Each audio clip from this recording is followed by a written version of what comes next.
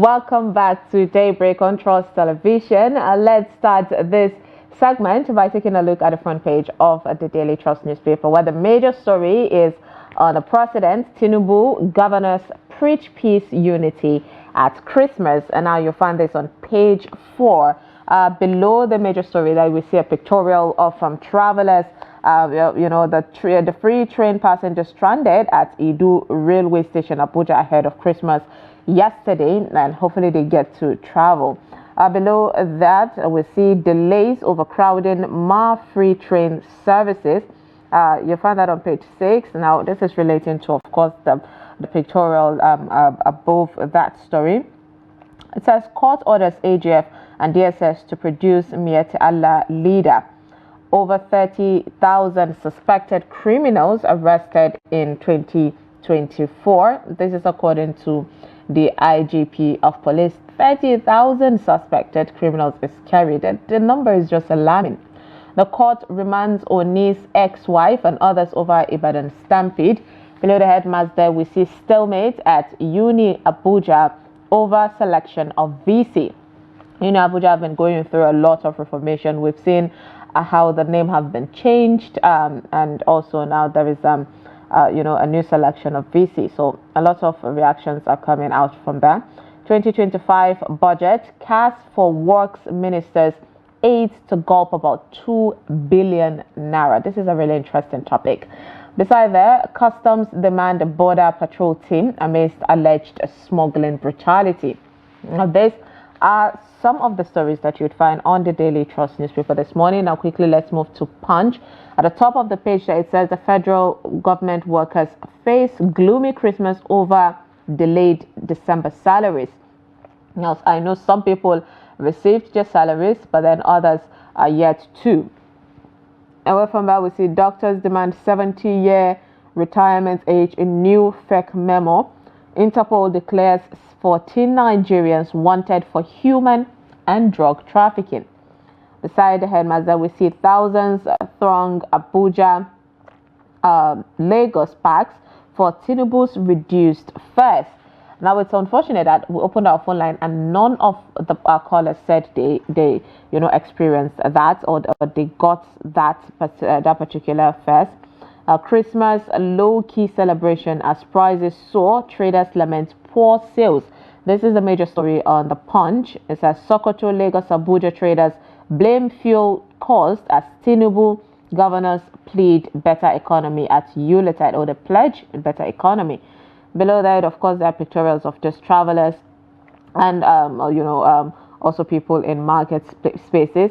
Oni's ex-wife and others to spend Christmas and New Year in Agodi prison. Defamation, LPDC declines to disbar Farotimi and activist leaves prisons. Also, Sharia court inauguration suspended as Marking Day intervenes. These are the stories you'd find on the Punch. Moving on to the Nigerian Tribune.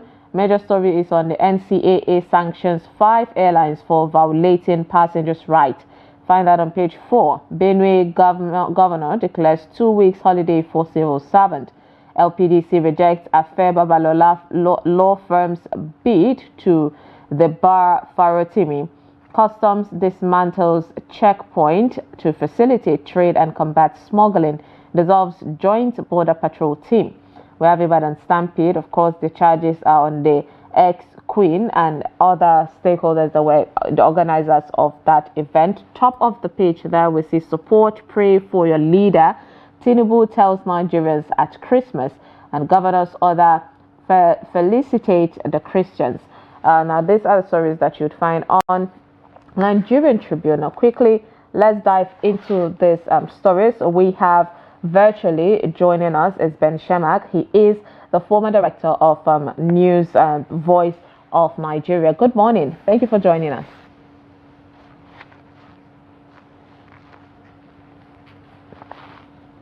All right, I think he's yet to join us. All right. Good morning. Morning. Yes, thank you so much for joining us. Happy Christmas. Merry Christmas to you. All right, let's talk about the Christmas. We've seen the president, even the first lady, governors, the House of Representatives and even the Senate come out to talk about peace and telling Nigerians to have hope and all of that. What do you think about this year's Christmas celebration, the challenges, and also the word of hope from our leaders?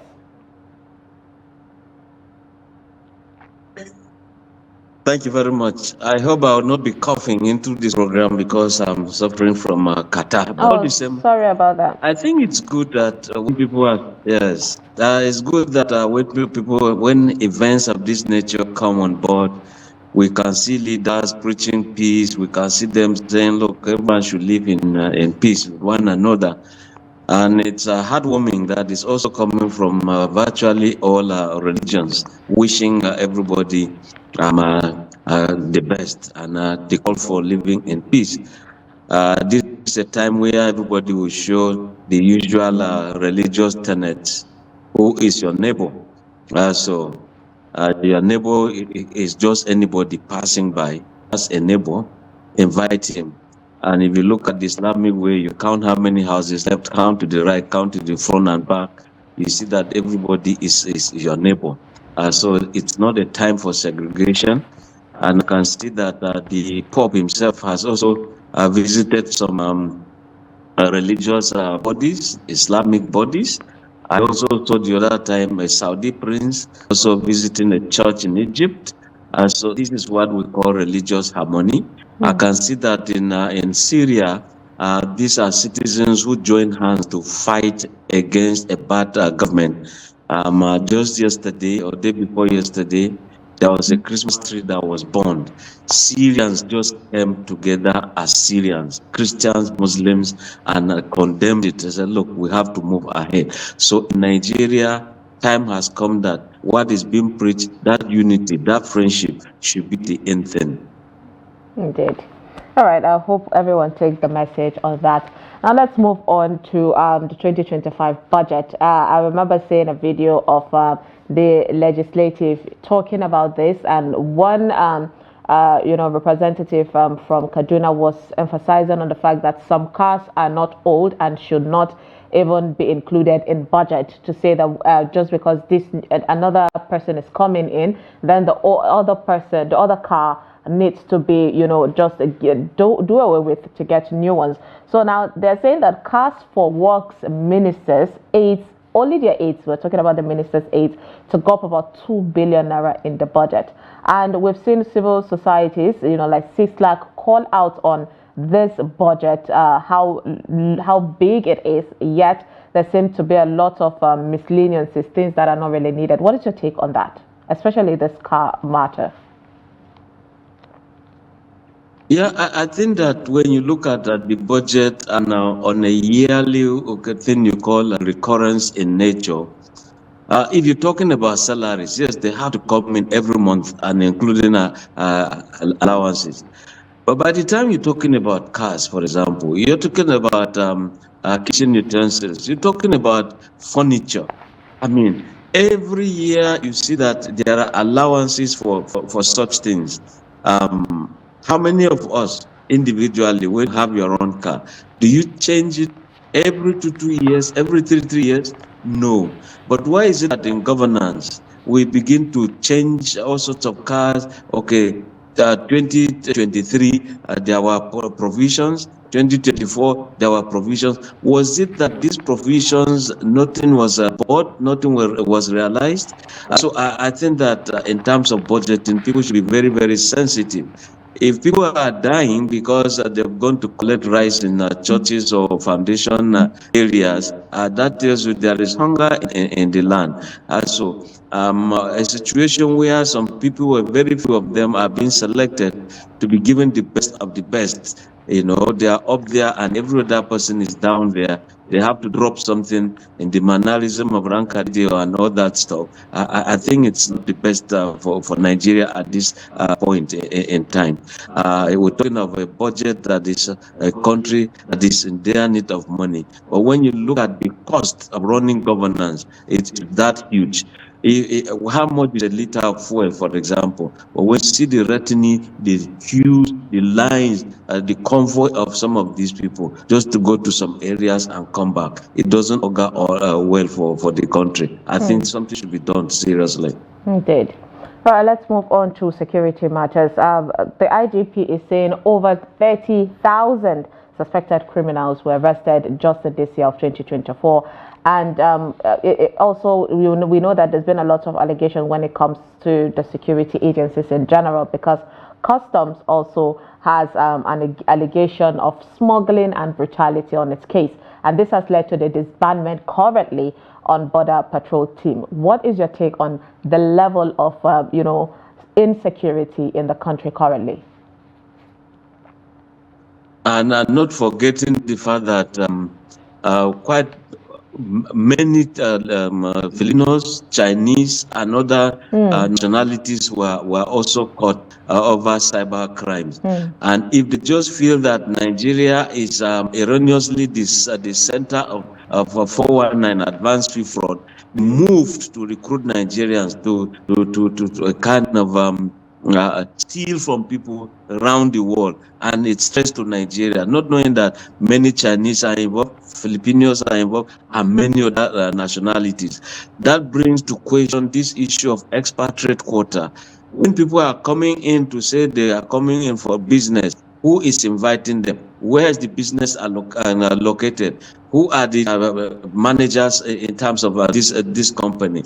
So when the IG is saying so number is being arrested, yes, in fact, the number ought to be even more. But what we are also saying is that in terms of criminality, prevention is always better. Why don't we prevent them, frustrate them from carrying out this act rather than reacting? They go perform the act, destroy families, kill people, and now arrest them.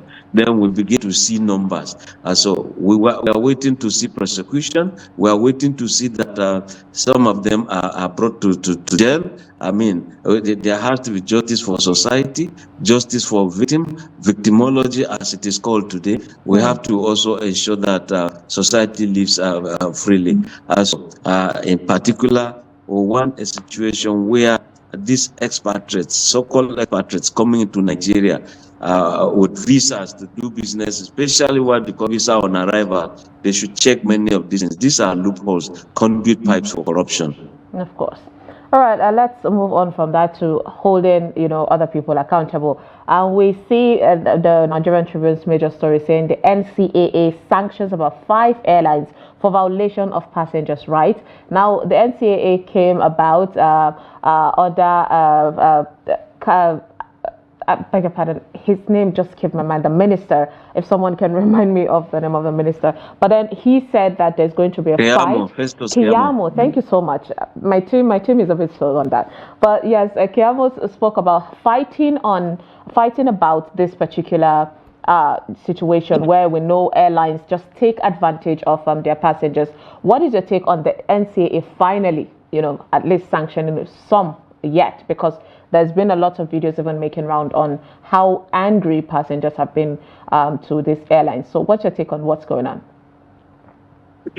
Honestly, I think the sanctions should be very, very prompt and very harsh, because a situation where people are going, they've done the booking, they've accepted, they told us this, the flight number, this take off time, only for you to go there. Number one, there's delay, and nobody explains to you. You wait 3, 4, 5 hours. There's an announcement. We are sorry. We are looking at it. And looking at it will now take a whole day, no explanation. In the end, there is cancellation.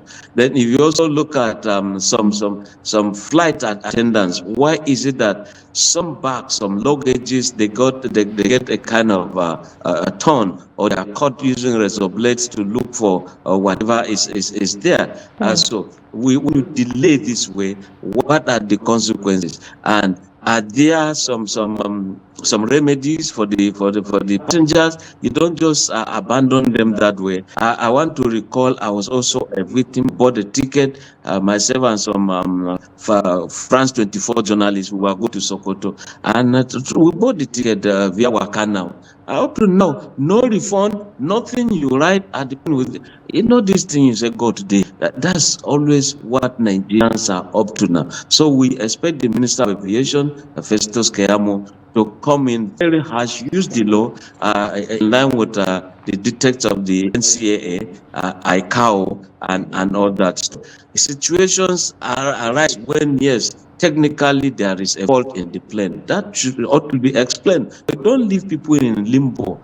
Leave them guessing as if they are not human beings. They have a right to know. So we also ought to see more the journalists, civil society organizations holding the aviation industry to account. Those operating airlines, we also expect that the minister too should be held to account for why people are suffering, and action or little action is taken. So it's both ways. Everybody is involved. Indeed, because I think it's becoming too often that these airlines do all of these things. But yes, thank you so much for doing justice to the front pages today. Thank you so much, Mr. Ben Shemang, for joining us. Appreciate you and Merry Christmas. My pleasure. Thank you, and same to you. Happy Christmas, Nigerians. All right, with that, we have come to the end of today's daybreak. I hope you enjoyed the 2 hours that we brought to you, keeping you up to speed with what is happening in your country and beyond. Please do stick around. Top of the hour, Emmanuel Fashemi would bring you 360 Sport. I am Sumaya Abubakar. Thank you so much for staying with us. Do have a lovely Christmas.